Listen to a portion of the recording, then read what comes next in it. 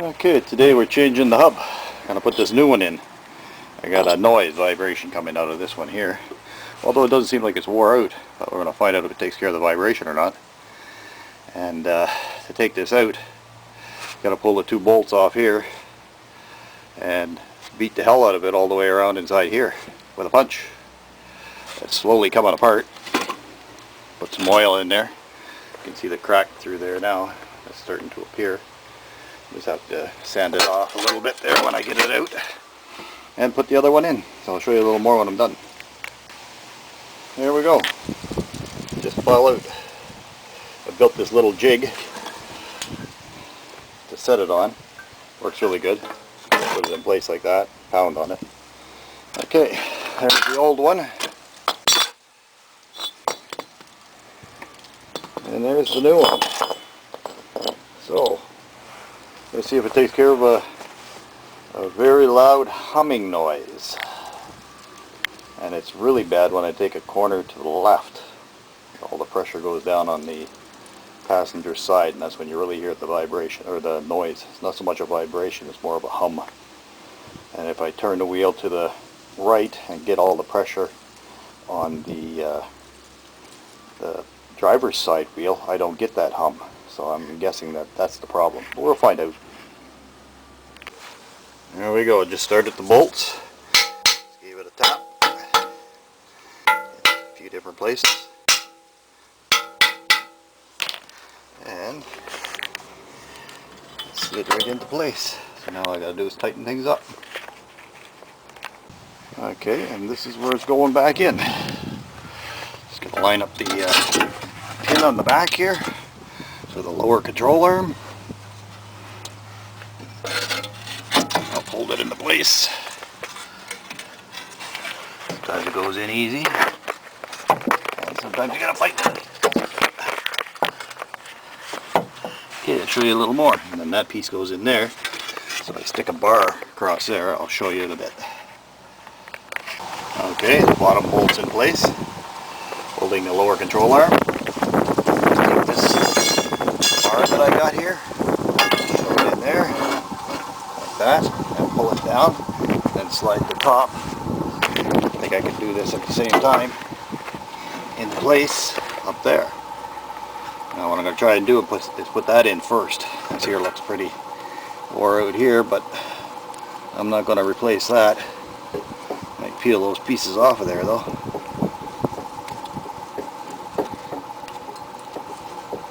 Off, and just to keep the dirt and everything out of off the axle and the bearing. It may not last long enough for me to wear out another bearing anyway, so I'm just going to peel that off and put it back together. Stick a bunch of grease in here just to keep the dirt out as much as possible going in on that bearing. Alright, show you a little more in a bit. Okay, there we go. Slid it into place by pushing it all the way down, and it actually bent the knuckle into place. So then it'll just pop in like that. Get this cable out of the way here. In there. And sometimes it goes easy and sometimes it don't. That's what I got to do, and I'll show you in a little bit in a bit. Okay, there it is. By sticking my leg on the bar here, gave me another hand to work with. So I pulled this piece this way. I got a wasp flying around me here. I don't know what he wants, but hope he doesn't bite me. And I pulled the shock this way and pushed this one up at the same time, and it all came together. And now I just got to release the bar, and it should slide in place.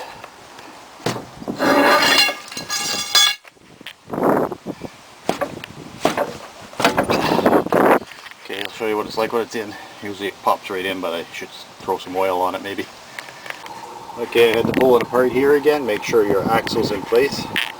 Put the nut on, the washer. I had to start it with just the nut, and then I took it off with the washer on and then the nut, and now I'm going to pull it together a little better than what it was. It should make it a lot easier for the top part to go into place.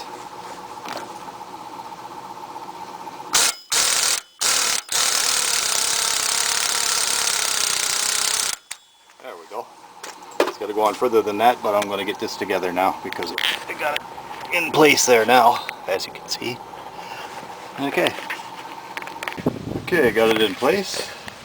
This is the bolt that goes in the hole here, and it actually goes through this piece right here. It's got a hole in it also, and it squeezes all this together.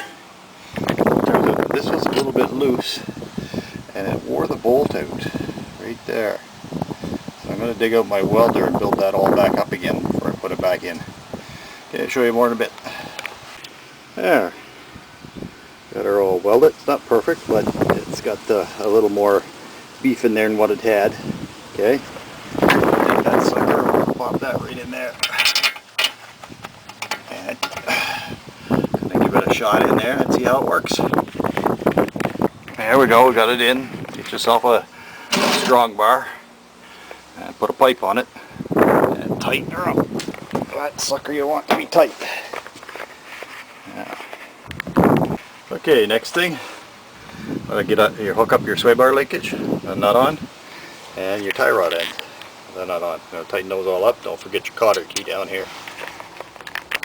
Okay, all tight. Cotter key's in place, tighten down. Now we're going to put the rotor on. Which is this sucker right here. Now these rotors on this 2000 Windstar are actually bolted into place. I don't know why. Oh, maybe if I had it on right, it would fit properly. Let's try it this way. No, I had it right. Just not lining it up right. Let's try again. So it didn't work with one hand. Try to show. A knee and a hand, there we go. And I got little bolts going there. Which are these suckers right here. Now those bastards are hard to get out. And so I put a little bit of grease on them so that they come out a little easier. Forget what the grease is called now.